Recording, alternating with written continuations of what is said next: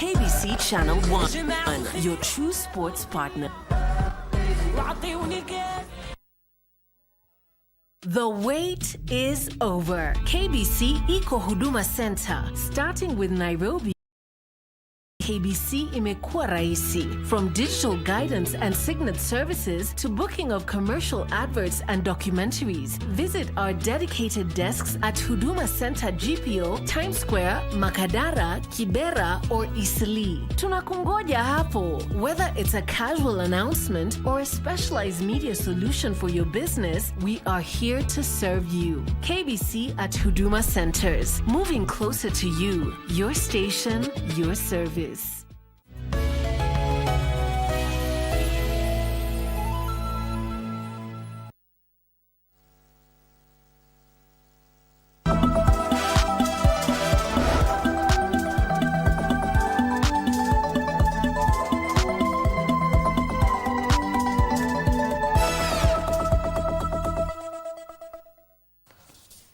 Kuntu kabisa mtazamaji, mdundo hiyo ni ishara tosha kwamba kurunzi mashina na tunaelekea kwa awamu ya pili ya kipindi cha Tamrini, ambapo tutakuwa na mazungumzo ya moja kwa moja hapa kwenye studio zetu. Siku hii ya leo tukilizungumzia tu swala nzima ya afya ya akili miongoni mwa wanaume.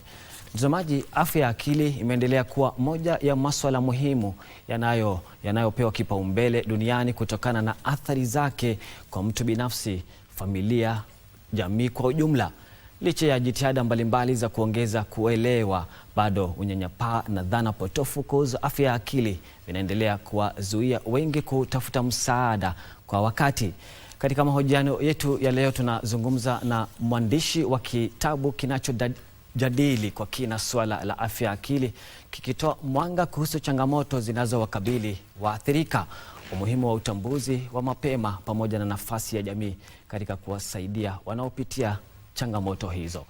Mtazamaji, kwa nini nitumie mate ilhali wino upo? Niko nayo mgeni wangu James Nyabera, ambaye ni mgeni wangu aliyeathirika pia na swala nzima la afya ya akili, na pia ni mwandishi wa kitabu ambacho tutakuwa tunadadavua kwa kina hapa awali, kitabu cha A Man Must Cry. Kwa nini amelitumia jina hilo katika kitabu chake? Karibu sana Bwana James kwenye studio zetu. Asante sana ndugu. Naam. Kwanza kabisa nataka tu unisimulie tu jinsi swala nzima la afya ya akili na changamoto zake zilikupata wewe kama James Nyabera. Asante sana kwa kunialika katika kipindi hiki. Jina langu ni James Nyabera. Mimi ni mwanzilishi wa A Man Must Cry Mental Health Movement.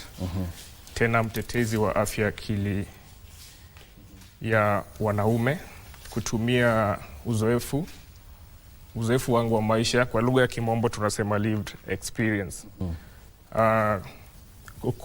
kuhamasisha jamii umuhimu wa wanaume kuzungumza, kupata msaada na hata kupona bila aibu wala unyanyapaa. So my inspiration inatokea from my lived experience na afya akili, changamoto ya afya akili, because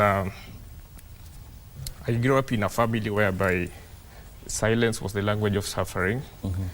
This was after witnessing my father, my late dad, struggle with depression after kupoteza kazi yake. So from there, as a young man, I didn't truly know what was happening, because way back, mental health conversation wasn't things we normalized talking about as a family, as a community, especially. Kama jamii nzima. And especially wanaume. So behind the closed door, I was also struggling silently until 2017, kama nilikuwa college. Ndio one of my friends ali noticed like James is not that active and bubbly boy that we are used to. Ndio wakani approach kama naweza zungumuza nipate msaada ama nijue tu like what just a language Kenya napitia. So from there ndo wakani link up to one of the psychologists within the college.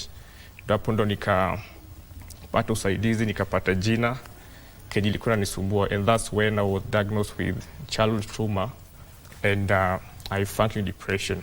So from there pia nilielezewa jinsi ya nao kutunza afya yangu ya akili. Na first support nilipata ilitokea from church. So within the church spaces as well, nikaanza kutumia story yangu to help others. So when nilikuwa natumia story yangu pia nilinotice watu wengi wanapitia. So that's realization ilifanya sasa nianze hii campaign ya A Man Must Cry to break that silence among men's mental health, so that because lengo langu kubwa ilikuwa kuunda mazingira salama ambapo wanaume wanaweza jitokeza na kuzungumuza wanapopitia changamoto ya afya akili na kupata msaada bila kuhukumiwa. Naam. Na bila unyanyapaa. Naam, katika simulizi yako ulisema kwamba rafiki yako ametambua kwamba James hayuko kama James wa zamani ambayo tulikuwa tunamfahamu. Je, umeona ni dalili gani ulianza kuziona zikakufanya kuwa unapata afya ya akili? Ya kwangu nilikuwa nalala sana kwa class, alafu pia I used to withdraw a lot from the activity nilikuwa nimependa. Kwa nilikuwa nimependa kucheza mpira, kuconnect na watu, but I used just to enjoy my space. Basi kujua like ilikuwa pia niumiza, cause mjua binadamu tumeumbwa kuwa we need to socialize, we are social human being. So kwa venye nilikuwa na diosole sasa waka identify those signs, ndo wakaanza kusema this is not the James that tunajua. Na watu wengi kama ulivyosema, wanaume sana sana wanaogopa kuzungumza. Wewe uliwahi kuhofia kuzungumza baada ya rafiki yako kutambua kwamba James hayuko sawa, hayuko kama zamani? Yes, I used to fear speaking about my emotional pain or kenye nilikuwa napitia. But rafiki yangu ku identify hiyo kitu, I think ilinipa ile motisha, that courage na I need to speak it out, nipate usaidizi, cause at the end of the day mimi ndo nilikuwa naumia, si hata hao. So ndo nikasema niende tu nizungumze, nitoke, nipate usaidizi. Kwa kweli ni jambo zito kama ni wakati wa kwanza ambayo unaona swala hili linakukumba. Je, ulichukua aje wakati wa kwanza pale ambapo rafiki yako amesema kwamba ama umefahamu kwamba hii si misongo ya mawazo, hii ni kitu ambayo inaathiri afya ya akili? Umelichukua vipi mara ya kwanza? Nilikuwa na hisia but I was so positive about it. Ndio nikasema let me just smoke it out, because indeed nilikuwa nataka hizo usaidizi na huyo kukuja, because sometimes what you need someone who can just identify something, listen and akusaidie kupata hizo msaada zenye unataka unapopitia changamoto za afya ya akili.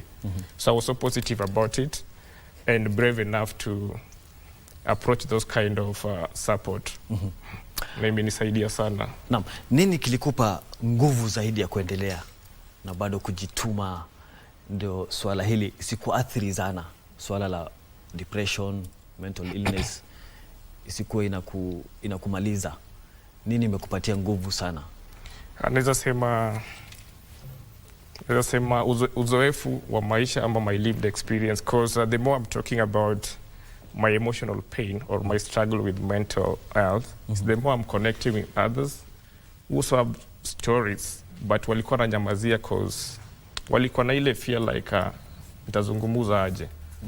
And with all this stigma around mental health, so the more they see me being brave enough, sharing my stories on these various platforms, and they find even hope for them also to come out and talk about the emotional pain. And through that, I've connected with many people wenye hata walikuwa nasema hawawezi kuzungumuza wanapopitia changamoto za afya za akili, but au kuniona like niko on the spotlight na izungumuzia, imewapa ile motisha na pia ni motivate to keep on promoting this mental health advocacy.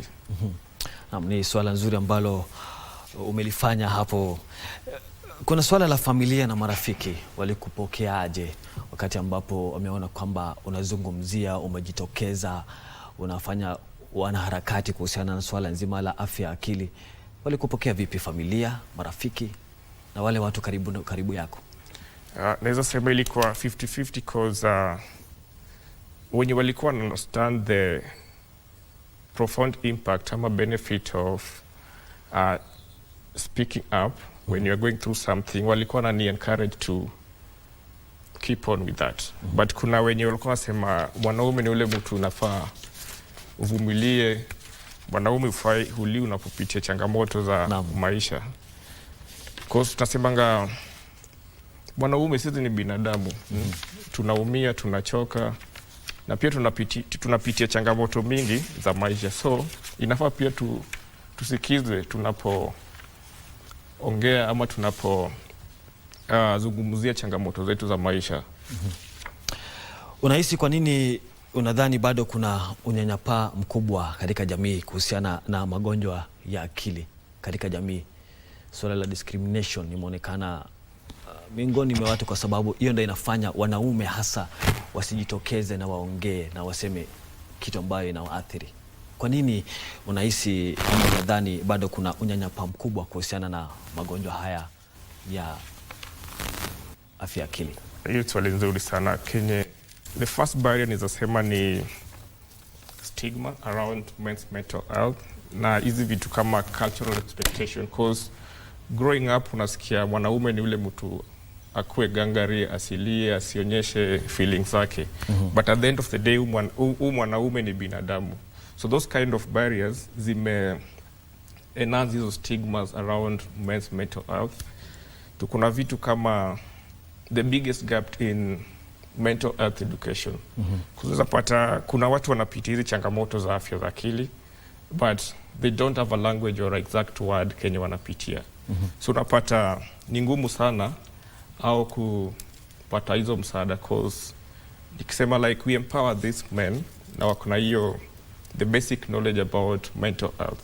Wanaweza jua leo napitia stress because nimekuwa na kazi mingi kwa ofisi, and this how I need to smoke it out by just talking to a friend, talking to my boss, ama talking to a therapist. And vitu kama even lack of role models within the community, because role models want to play a very crucial role in terms of just even encouraging these people who are struggling with the emotional pain to speak up and get those necessary help. Na sasa tulegeze kamba, tuelekee ni kuulize tu, uliandika kitabu ambayo inafahamika kama A Man Must Cry, kitabu kinachozungumzia afya akili. Ni nini imekusukuma kuandika kitabu hichi? Alright, asante sana. So hii kitabu first is a bold call to break that silence around men's mental health, because pia mimi kuwa like I'm a lived experience. So nilikuwa sema I need to come up with a campaign whereby I don't give men permission to ignore their pain. That's why nikasema man must cry, because ningesema man should cry, ningepea men permission to ignore their pain. So nikasema I need to have immortal version of James. So ndio nikaanza ku journal all my experiences na mental health and some societal reflection and part guide how to address and challenge these harmful stereotypes around masculinity, or equate masculinity with emotional silence, so that we can champion, promote and advocate for men's mental health. So Man Must Cry, because I was looking for something that is so eye-catching, that can attract attention and just spark conversation around it. Nikasema, let me use these 4 words, a man must cry, because someone will be like, why a man must cry? And from there now we start a conversation around it. So it was the motivation, so to unleash my lived experience part and some societal reflection. Kenye nimegrow like a mwanaume, you don't need to cry, you need to be man enough, you need to man up, you don't need to show your feeling. So those kind of societal reflection Because tumeziona kama zina cost, they have costed many men their life, even within our family, within our friendship, even within the community. Because we have data outside there zina speak about this thing. So that's the motivation, just to continue championing for good mental health among men. Na kama ulivyosema, mara nyingi wanaume hufundishwa kuficha hisia zao, na kauli yako ya a man must cry ina maana gani ukilenga kubadili mtazamo upi katika jamii? Wow. A man must cry, cause lengo yangu muhimu ni kuunda mazingira salama ambapo hao wanaume they can feel so much secure and vulnerable to wajitokeze tu, wazungumuze na wapate msaada na even kupona wanapopitia changamoto za afya za akili bila aibu ama wala unyanyapaa. So that was the main goal, because first we need to have those safe spaces yenye I can feel ndugu yangu Khaleed is my safe space. Naweza approach you, then I talk about my pain, then from there unaweza nisaidia where to get help, because naweza kuwa nataka tu like 200 to sort out my family, then you like mwanaume, that pride or that ego, like I don't need to talk it out because sijui leader atanichukuliaje, you get. But if you are so vulnerable and you understand you're my safe space, nitakuwa na ile urahisi la kukupigia hata simu like, hey, ndugu Hali, nataka even 200 to sort out this. Familia na marafiki huwa wana nafasi gani katika kusuluhisha masuala kama haya ama kumsaidia mtu ambaye anapitia changamoto za magonjwa haya ya afya ya akili? Kwa sababu kama ulivyosema, safe space is very important. Very. No. Yeah, so I'll say families and friendship, they're the first line of support system. Because nasemanga mental health conversation hazianzi kwa hospitali, yeah? They start from the community. Communities zinaanza ya kwa household. So family need to be so sensitive and wakwetu na this kind of basic mental health literacy or psychological first aid knowledge yenye wanaweza jua, this is my son, this is my nephew, akikuwa sawa, these are the behaviors, right? But today the behavior are a bit awkward, so they need also to create that safe space and just say like, even just to ask, intentionally ask, like, are you really okay? So from there, conversation will start. So from there now they can gauge it like the intensity of your pain. Ndio sasa wanaweza, kama it is so severe, now they can refer it to a professional for further guidance and support. So family and friendship remain to be integral and central part of our recovery or support system. Because hapo ndo mental health conversation inaanzia before tufike hata kwa hospitali. Naam. Nataka nikuregeshe nyuma kidogo, tuanzie palipo tulivyoanzia. Kuna watu wengi hawatofautishi kati ya msongo wa mawazo na magonjwa ya afya ya akili. Ungemsaidiaje mtu ambaye anatazama sasa hivi? Kwa sababu wengi wanafikiria ukiwa na msongo wa mawazo ama stress ukipenda, anafikiri mtu uko depressed. Alright, that's a good question, because nasemanga we have two types of stress. Tuko na eustress and distress, right? So eustress ni ile stress yenye, let me say you have an interview tomorrow. So you'll be stressed because you need to prepare. Utakuwa na hizo manzati, you need to prepare, you need to search about the organization, right? So that you get it right. But kuna threshold yenye hiyo eustress ikipita, now inakuwa distress, whereby now you need to start looking for this professional kind of support. So people just need to know the difference, not to pathologize everything, because naweza kuwa na stress easy because I'm grieving that I've lost my phone. So I don't need to say like I have a mental condition, right? Yes. It's just like I'm grieving because I've just lost my pet or my phone. But if that grief lasts for, I say 14 days, kuna threshold, then now it is a distress. Now you need to seek for this kind of professional support. Yeah, so they need to know that.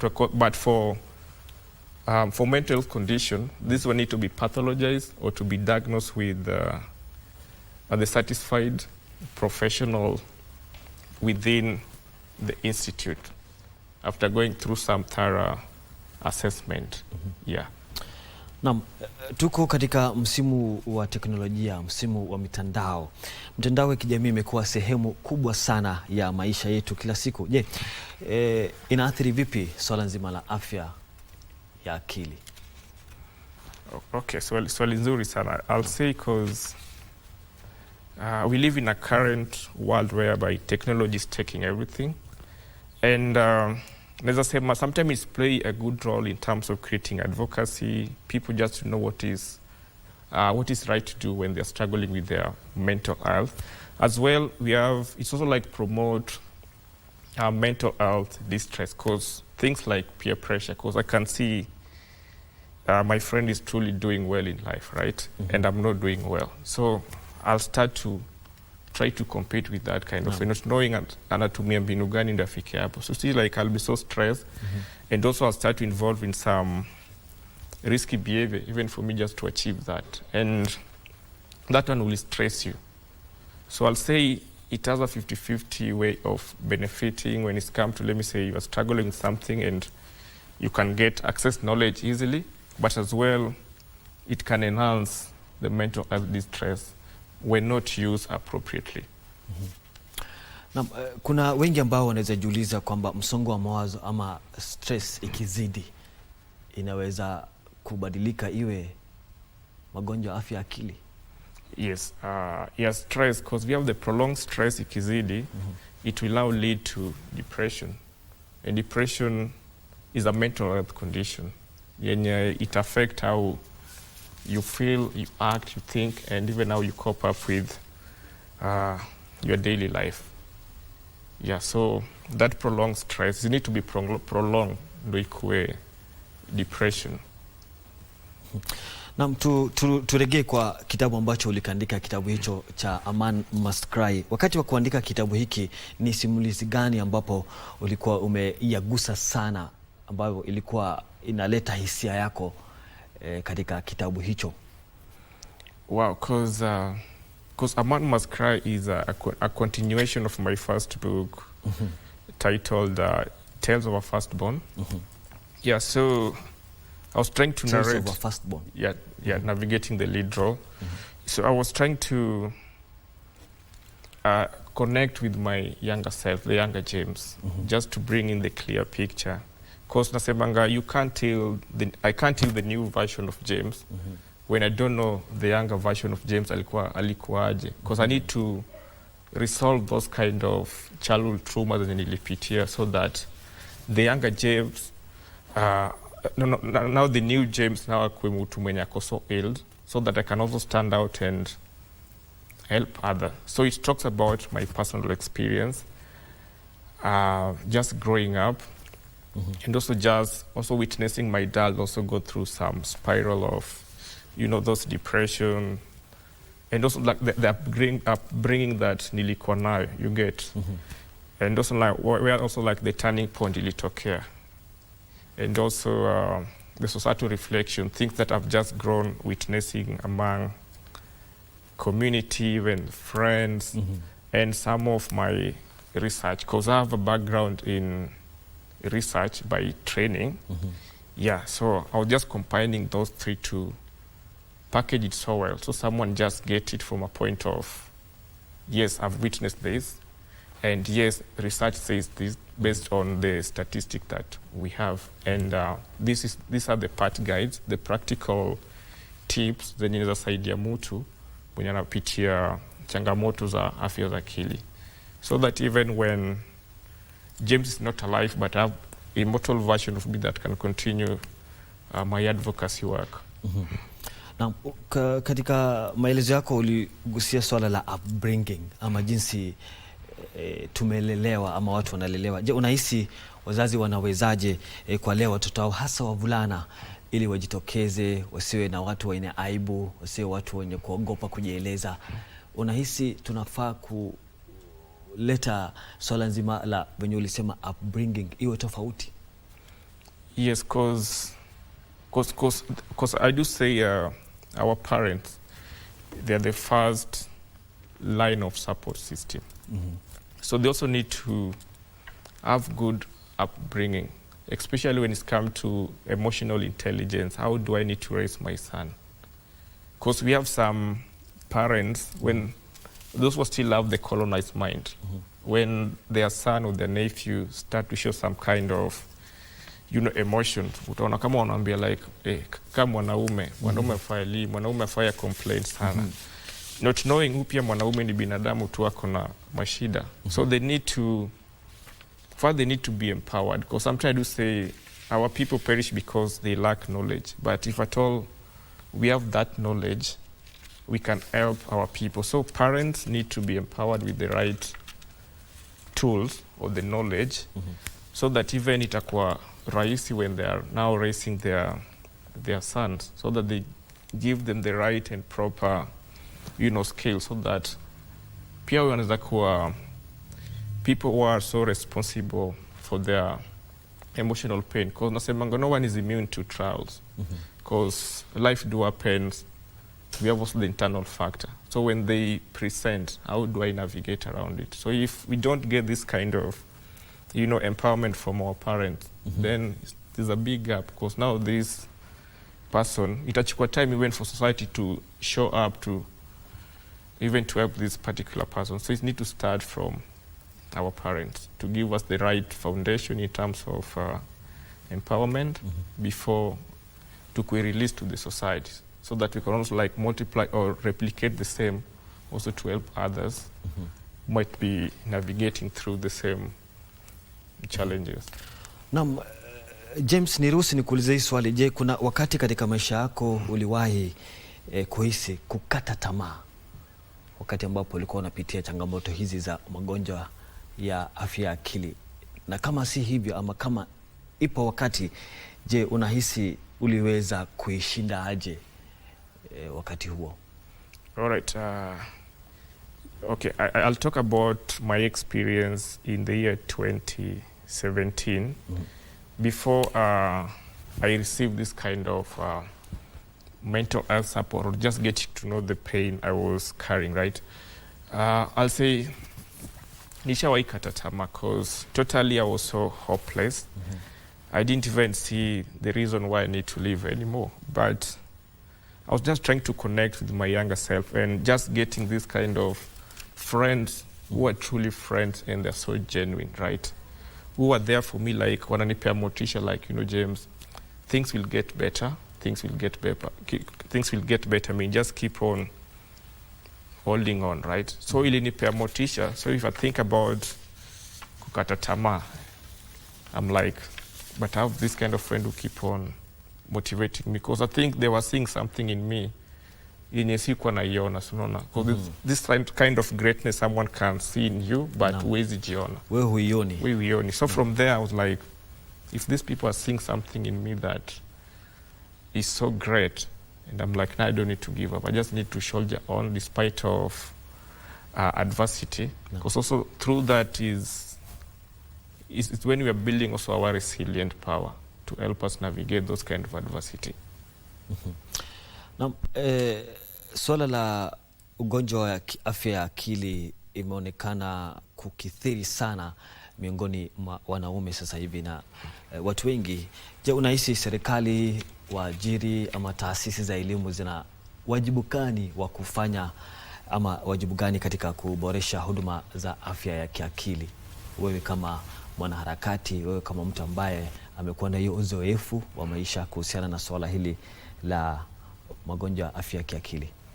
Okay, that's a good question, because even within my advocacy space, one of the key things I'm trying to promote is investment in mental health services, and also just integration of these mental health services into primary health care, so that within the community we have this kind of satisfied mental health professional who can reach the household. When, let me say, someone is going through a mental health condition, they can access these services easily as opposed to going to urban places. So first, the government, in collaboration with Ministry, they're truly doing a very good job in trying to integrate this mental health services into primary health care. And but we still have a big gap when it comes to investment, because tunajua globally mental health remain to be poorly funded, and when something is poorly funded, we can't achieve our target. So it is high time they need to invest in just empowering also teachers with this kind of psychological first aid or this mental health basic skill, so that even within the school spaces, they also have just like a session for emotional intelligence, so that these pupil or these students are also like empowered with the right tools to manage their stress and where to get this kind of support system. Well, let me say someone is struggling, and also to identify a champion within or among the student who can be now the actor. Just to notice like, hey, my friend is not feeling today, or my friend is absent, I need to follow up what is really happening. So from there now they pick a conversation and move forward with it to get this kind of support. So it remains to be a collective responsibility, and inafaa tukuje pamoja as government, as a mental health practitioner, the community leaders, the youth leaders, and even this advocate, even the faith leaders, so that we push this conversation moving forward. And the target is penya watu, where people do meet, and hizi ni churches, schools, venye umesema, and also this kind of creative hubs where just people connect. Yeah. Na kuna wengi ambao wanaamini kwamba maombi tu pekee ndio kinatosha kumaliza swala hili ya magonjwa ya akili. Unazungumziaje swala la kuunganisha imani na huduma za kitaaluma kuhusiana na masuala ya magonjwa ya afya ya kiakili? Wow, I'll say that's a very good question, because it is something I was sharing with my friend, I think, for the past 2 days about faith and professional. Because nasembanga, okay, it is good. We need, as human beings, we need to subscribe to a superior power, right? But that is not enough. We also need to connect with human beings. So we need to have that kind of integration whereby, yes, I'm praying. Yes, I'm going through this kind of stress. Yes, I'm praying. And also I need also to see a therapist, because maybe God has positioned to be a therapist so that you can identify the problem. Yes, I've prayed and He has sent me to see you, right? So we need to have that kind of a co-production whereby we have faith and expert, because faith alone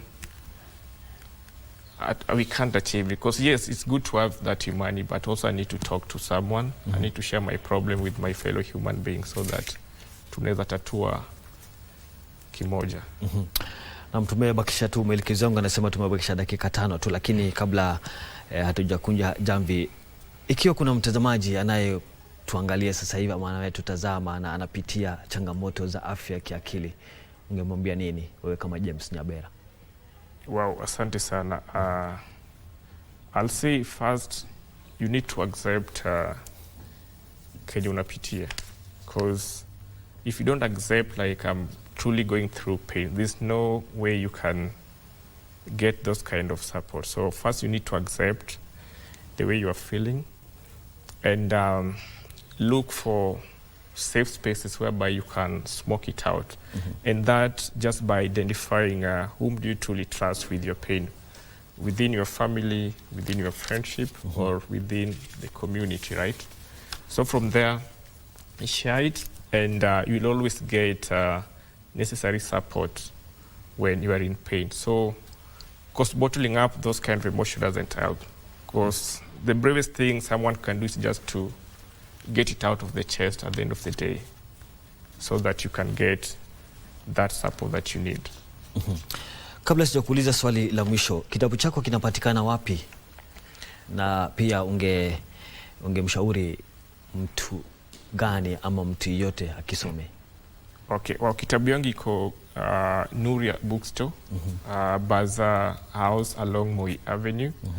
And this is a powerful piece that encourage every person to have a copy and just read through it, because it is something that I've lived it, and I've transformed that pain and gave it a meaningful purpose. So it is something that will truly help even you as a father, as a son, as a brother, as an uncle, as a nephew, so that we can just empower ourselves with this kind of emotional intelligence tools that we need when we are struggling with mental health distress. Even our mothers, our sisters, our partners, they also need to grab this copy, because I do say they have sons, they have boyfriends, and they also live with the male figures, right? So they also need to understand men's emotional being, so that they can always offer those kind of safe spaces, understanding, not just to mock men or just to compare men with other men, because also that thing lead to a lot of stress. So they need to accept men the way they are and offer that kind of conducive environment and understanding kind of listening ear and not to judge men. Na swali langu la mwisho, dakika sekunde 30, una matumaini gani kuhusu mustakabali wa mazungumzo kuhusiana na magonjwa ya afya ya kiakili hapa nchini Kenya? Ndasema it is something that we need to normalize in our everyday conversation, because nasemanga mental health doesn't take a day off. So because each and every day kuna mtu anapitia tu kitu. So by us normalizing those kind of conversation, inawezapea mtu matumaini ya kutafuta hizo usaidizi wanapopitia hizo changamoto za afya za akili na wapate msaada. Shukran sana mtazamaji. Huyo ni James Nyabera ambayo ni mwandishi wa kitabu cha A Man Must Cry, na pia aliathirika na afya ya kiakili, na pia akiwa na uzoefu mkubwa wa maisha kuhusiana na swala nzima la magonjwa ya afya ya akili. Shukran sana kwa muda wako James. Asante sana mtazamaji, hapo ndio tunakunja jamvi la kipindi cha Tamrini siku hii ya leo. Caroline Njoroge amenisaidia kupeperusha kipindi hiki kwa lugha ya ishara. Hadi panapo majaliwa yake Maulana.